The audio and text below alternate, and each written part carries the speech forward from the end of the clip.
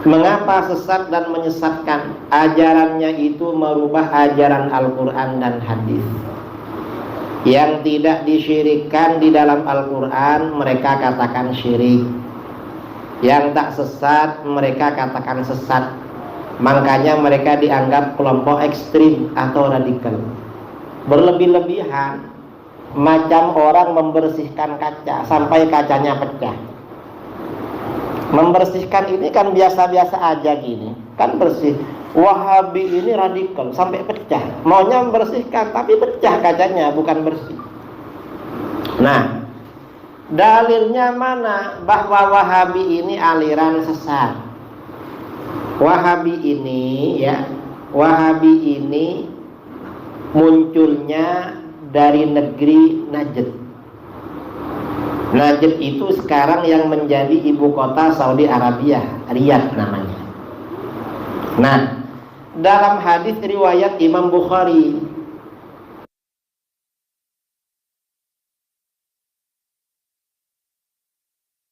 barik lana fi syamina, Allahumma barik lana fi yamanina. Ya Allah, berikanlah keberkahan bagi kami di negeri Syam dan negeri Yaman. Rasulullah berdoa keberkahan bagi umat Islam di negeri Syam dan Yaman. Para sahabat minta kepada Rasulullah, wa fi najdina ya Rasulullah, doakan pula keberkahan bagi kami di negeri Najd. Ternyata Rasulullah berdoa lagi, Allahumma barik lana fi syamina, Allahumma barik lana fi yamanina. Ya Allah, berikan keberkahan bagi kami di negeri Syam dan negeri Yaman. Rasulullah tak mau mendoakan negeri Najd. Sahabat minta lagi, wa fi najdina ya Rasulullah, doakan pula keberkahan di negeri Najd. Karena orang Madinah, orang Mekah juga pergi ke Najd untuk berdagang, berniaga. Makanya minta. قل إن كنتم تحبون الله فاتبعوني يحببكم الله ويغفر لكم ذنوبكم والله غفور رحيم. السلام عليكم ورحمة الله وبركاته. Alhamdulillahilladzi arsala rasulahu bil huda wa dinil haqq liyudhhirahu 'alad dini kullih wa kafa billahi syahida. Muhammadur Rasulullah walladzina ma'ahu asidda'u 'alal kuffar ruhama'u bainahum tarahum ruk'a sujjadan yabtaguna fadlam minallahi wa ridwana simahum fi ujuhihim min asaris sujud dzalika masaluhum fit taurah wa masaluhum fil injil ila akhir ayat. Fa inna asdaqal kitabi kitabullah wa khairal huda huda Muhammad wa syarrul umuri muhdatsatuha fa inna kulla muhdatsatin bid'ah wa kulla bid'atin dalalah wa kulla dalalatin finnar. Halo, kembali bersama saya Zulkarnain El-Maduri. Kali ini yang akan diangkat berkaitan dengan isu Idrus Ramli datang ke Malaysia jualan Wahabi. Jadi bawa sekeranjang Wahabi dijual di Malaysia. Siapa yang tidak kenal dengan Idrus Ramli? Bukan Idrus Ramli kalau tidak benci Wahabi. Bukan Idrus Ramli kalau tidak bisnis Wahabi. Bukan Idrus Ramli kalau tidak memaki-maki Wahabi. Karena baginya memaki-maki Wahabi itu ajaran taklid para kiainya ya. Kalau kiainya ngajarin kan biasa begitu. Apa kata kiainya, yang kalau sudah kata kiainya benar ya benar, dia terus akan diamalkan sesuai dengan ucapannya sendiri. Kan gurunya dia itu orang Aceh itu, yang mengajarkan supaya tanpa berzikir pun menyebut-nyebut Wahabi sudah dapat pahala. Itulah sebabnya dia gemar menghina, gemar memaki-maki Wahabi sampai di Malaysia. Di Malaysia ini yang diangkat berkaitan dengan yaitu kornus syaiton, kornus syayatin. Anda tahu apa kornus syayatin itu? Tanduk setan. Waduh, ngeri ya, tanduk setan. Waduh, berani banget dia bawa tanduk setan ke Malaysia itu. Dia bawa tanduk setan ke bawa hadis tanduk setan untuk menjelaskan bahwa yang dimaksud hadis ini adalah hadis yang memastikan akan munculnya tanduk setan di Najd.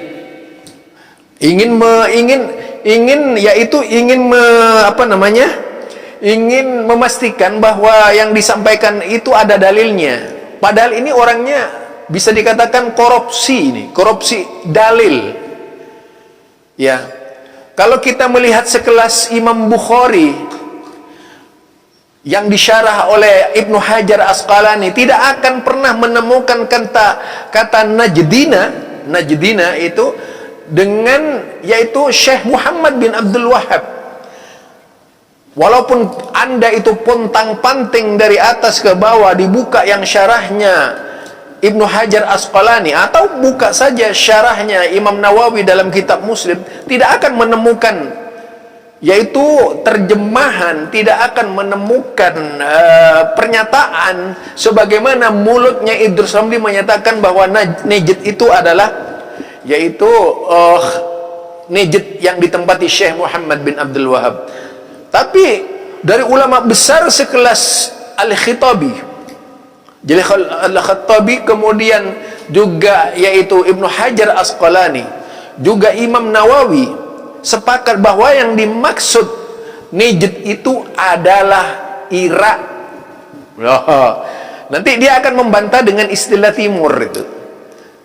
Coba dulu itu di dalam Al-Qur'an itu tidak ada kata selatan dan utara.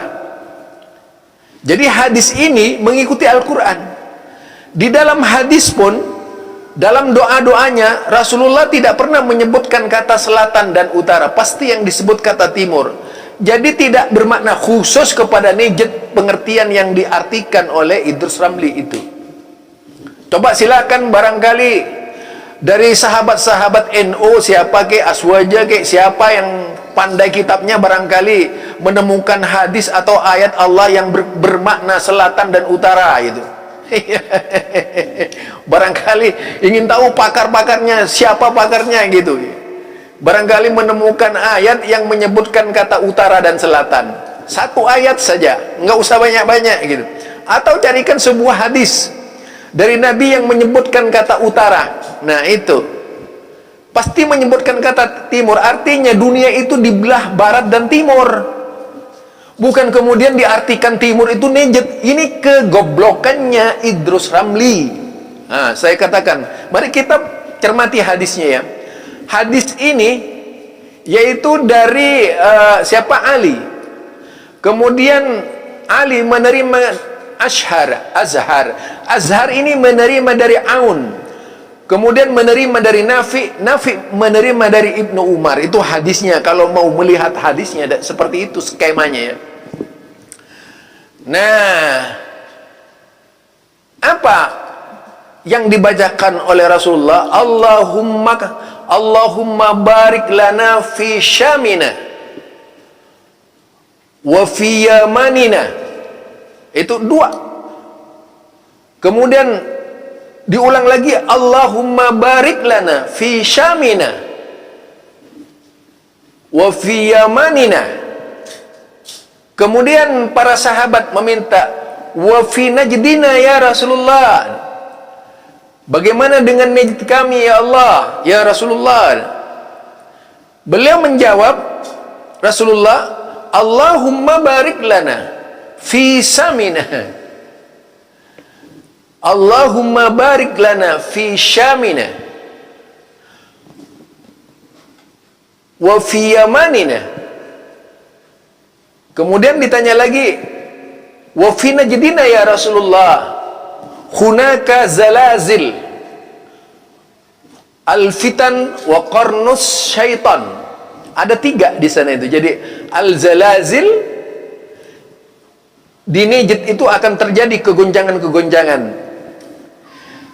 Yang namanya Najd itu, kalau yang dimaksud Najd sebagaimana pengertian Idrus Ramli dan Syiah, karena yang mengartikan begitu kalau tidak Idrus Ramli pasti Syiah. Kalau itu yang namanya Najd, kalau di daerah Mekah tidak pernah terjadi kegoncangan.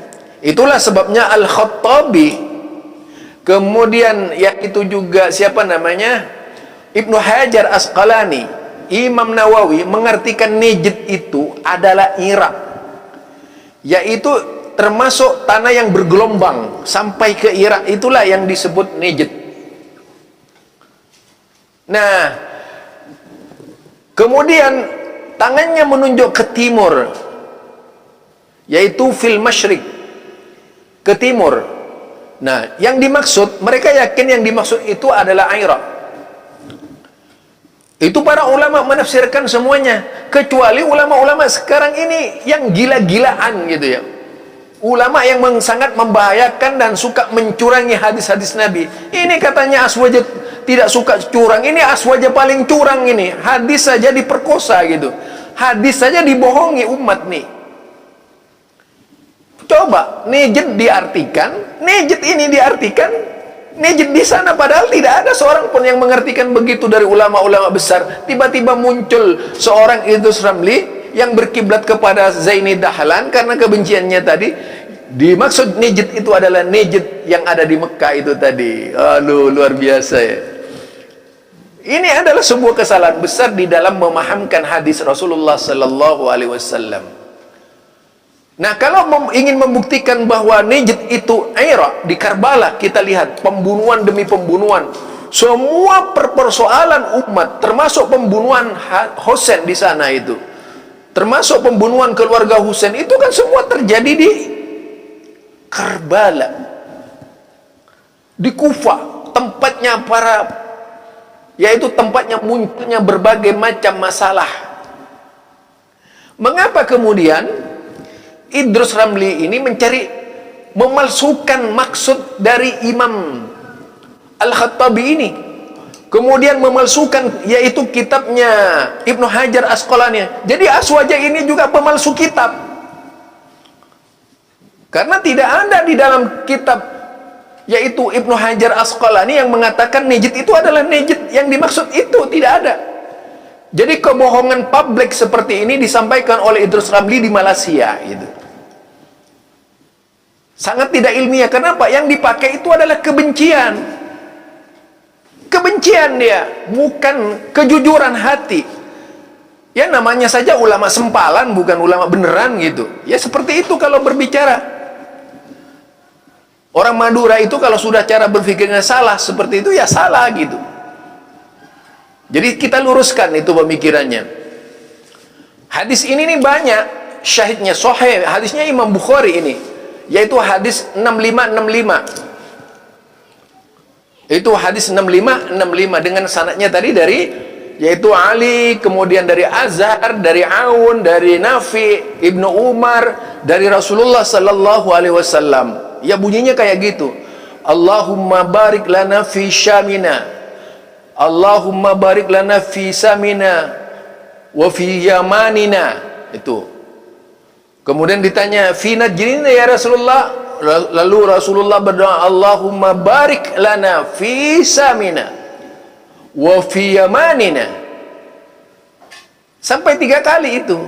Kemudian ditanya oleh wa fi najdina ya Rasulullah, oleh sahabat, baru mengatakan hunaka zalazil wa hunaka fitana. Kemudian apa? Qarnus syaitan. Jadi ada 3, zalazil, fitnah. Itu yang terjadi di Irak itu. Irak dan Iran. Coba lihat peristiwa pembunuhan kejam. Perang Siffin terjadi di sana. Apa sih yang tidak terjadi di sana itu? Semua terjadi di sana, kegoncangan-kegoncangan. Sampai sekarang muncul yang namanya makhluk bernama Syiah itu di Kufah, wilayah yang ditunjuk oleh Rasulullah. Karena memang ada hadis, walaupun dilemahkan oleh Idrus Ramli, padahal banyak syahidnya itu, dia menyebut wa fi Iraqina Nah, baru sadar bahwa yang dimaksud itu adalah akhirat. Tapi orang-orang membuat, oh dulu tidak ada akhirat. Lah itu sabda Nabi. Mau tidak ada akhirat apa dan sebagainya, itu sabda Nabi sendiri yang menyebutkan seperti itu. Berarti akhirat sudah ada. Itu ya. Jadi kita di sini persoalannya tentang tanduk setan. Nanti bisa juga diartikan tanduk setan di Indonesia. Siapa? Bisa-bisa Idrus Ramli itu gitu. Barangkali itu dari saya pengertiannya. Jadi hadis ini memiliki syahid banyak. Syahidnya itu dari hadis Imam Tirmidzi misalnya 3888.